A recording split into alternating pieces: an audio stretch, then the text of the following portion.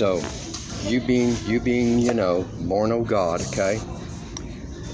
Even Jesus was talking to these grown men, okay, in their 30s, if not even older, okay? And he would call them children.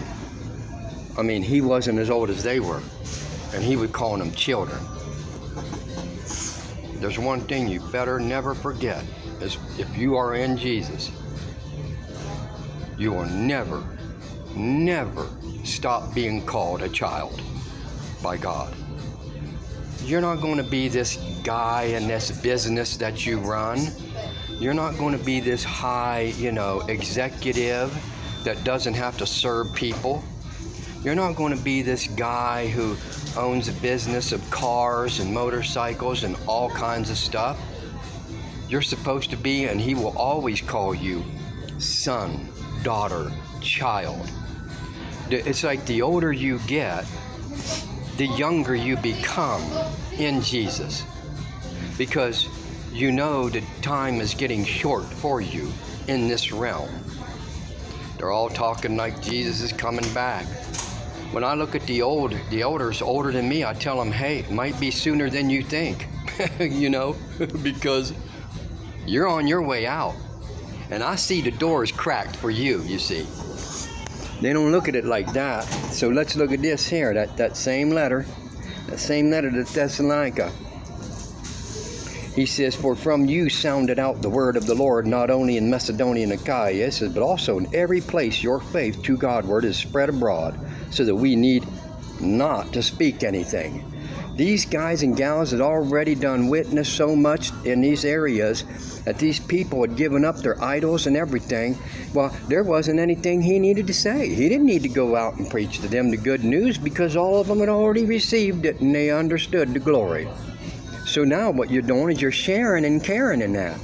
But when you got brothers and these people calling their brothers and sisters, and they got that love, and they're not sharing and caring for you, like they're trying to pinch a penny on keeping down the toilet paper, not buying so much toilet paper, and not use the air conditioner, but they're going to be sued by the HOA because of their condos they own, and they haven't been doing right, and trying to suck off money off of the renters and that.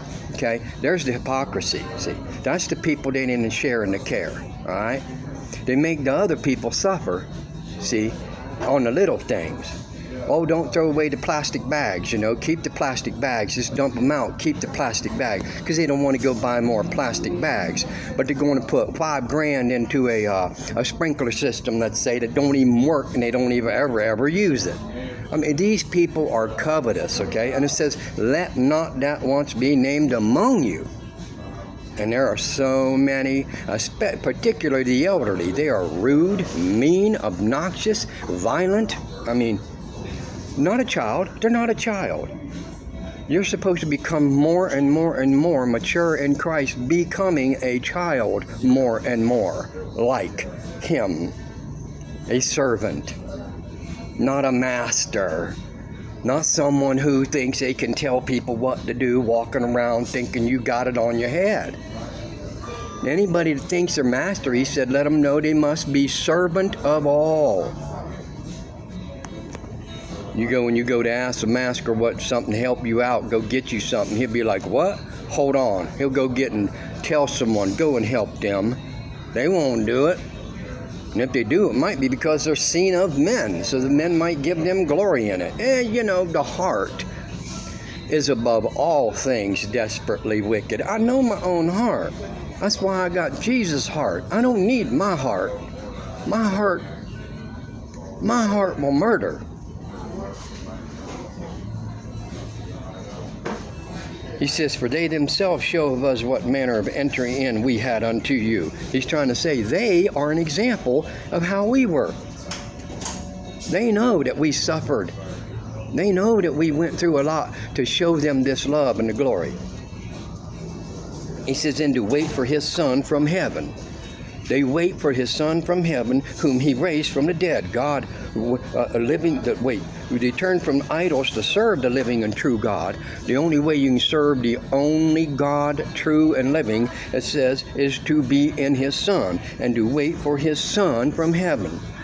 whom he raised from the dead, which he said, you then will be raised with him, Jesus, which delivered us from the wrath to come.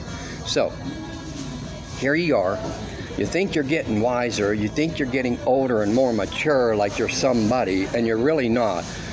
Because it's a proven fact in the physical realm here. When you're born, you're helpless, and then you become halfway up like you're someone, and you just go back on the circle. You just go full circle back down to where you're going to become helpless again, all over again. You ain't going to be able to wipe yourself. You can't blow your friggin' nose. You ain't going to be able to wash yourself. You can't see, so you can't drive anymore. It's like you're becoming back to that baby again, to where you're going to be so helpless that you will die. And then he mentions that. He says that. Jesus said that to Peter. When you were young, you helped people, he said, but then when you get old, he said, someone's going to have to hold you by the hand too. So these people don't understand. Jesus comes when they expire. It's over. He might never appear where they're here in this flesh, coming in the sky like it says, with everything. Because it's been thousands of years, man. One day is like that. We don't know. But we can always look forward to him, and we seeing him and not being ashamed.